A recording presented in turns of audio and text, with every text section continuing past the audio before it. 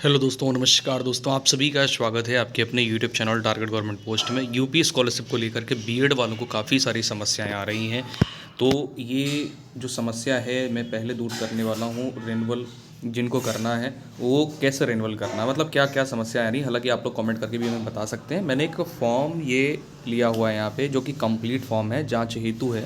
यानी कंप्लीट सारी डिटेल यहाँ पर फिलअप है। आपको इन्हीं डिटेल को ध्यान में देखना है।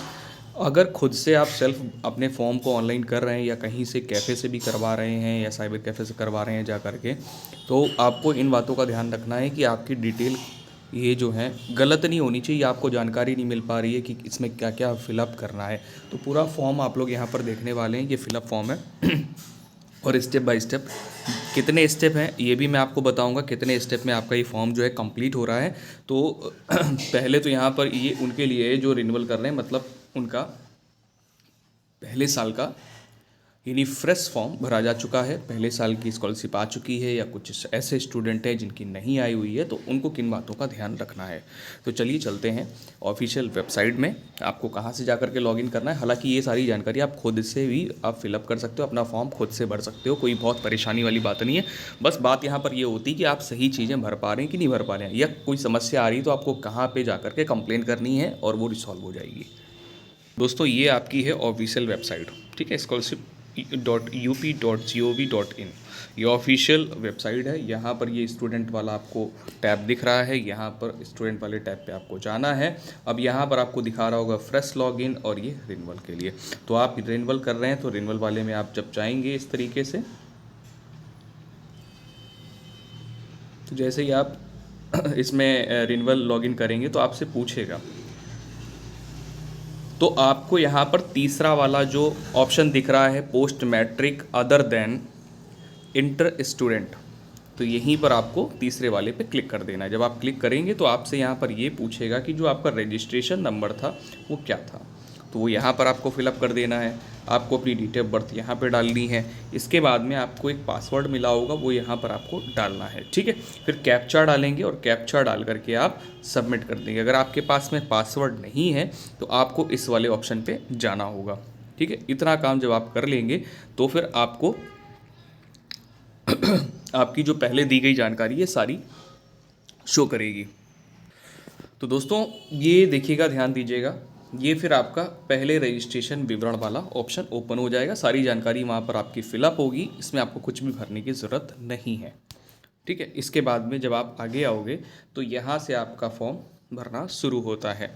हालांकि ये आप रिन्यूअल कर रहे हैं तो ये डिटेल, पाठ्यक्रम का नाम, ये सब वहाँ पर पहले से दिया होगा, अवधि दी होगी, ठीक है। ये आपको कुछ नहीं भरना है यहाँ पे।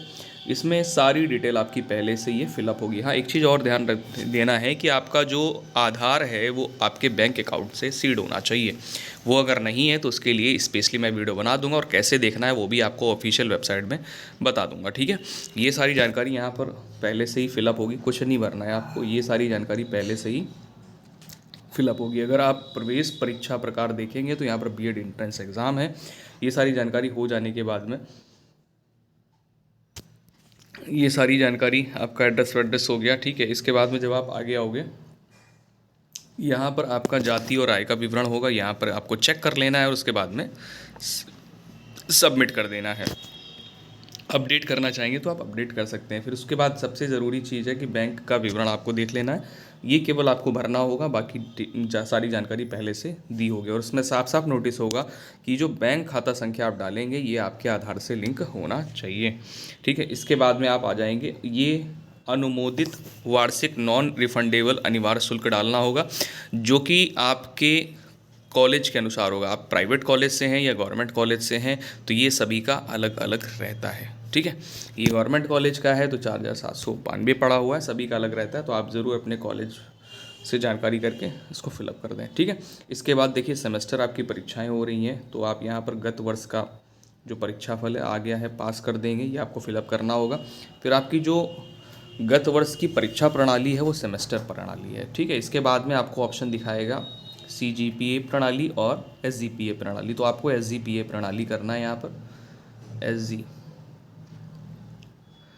प्रणाली, ठीक है, यानी सेमेस्टर वाइज है आपका, ठीक है। इसके बाद में आपको यहाँ पर गत वर्ष का जो पूर्णांक है वो डालना है, प्राप्तांक डाल देना है। फिर आपका परसेंटेज जो है वो ऑटोमेटिक यहाँ पे आ जाएगा। फिर आपको आगे क्या करना है, यहाँ पे जो आपका कॉलेज है वो आपको यहाँ पर फिलअप करना होगा।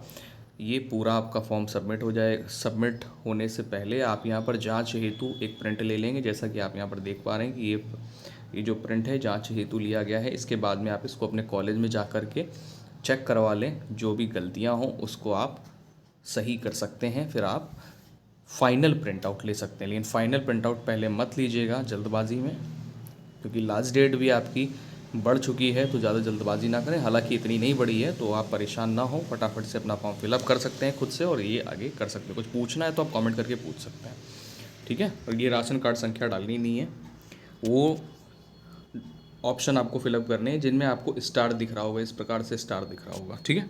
जय हिंद सभी को।